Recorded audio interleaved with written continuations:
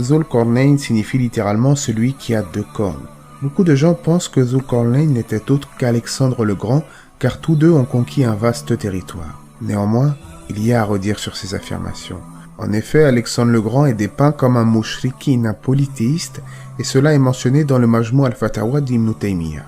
On dit également qu'il était cruel, ce qui ne rappelle pas du tout les caractéristiques bienveillantes du Zul-Qarnayn mentionnées dans le Coran. Zul-Qarnayn était en effet un roi pieux, à qui Allah avait fait grâce de la richesse et de la puissance. Dieu nous a mentionné dans le Coran une partie de l'histoire de Zul-Qarnayn ainsi que certains de ses voyages.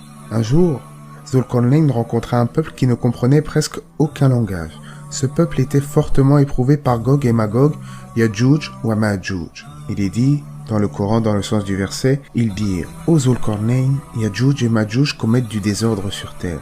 Est-ce que nous pourrons t'accorder un tribut pour construire une barrière entre eux et nous ?»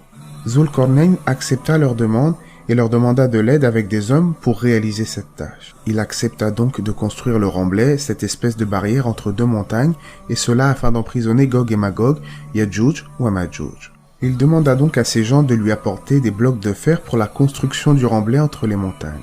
Par la suite, il versa du cuivre fondu pour sceller la barrière. Il dit « Apportez-moi du cuivre fondu que je la déverse dessus ».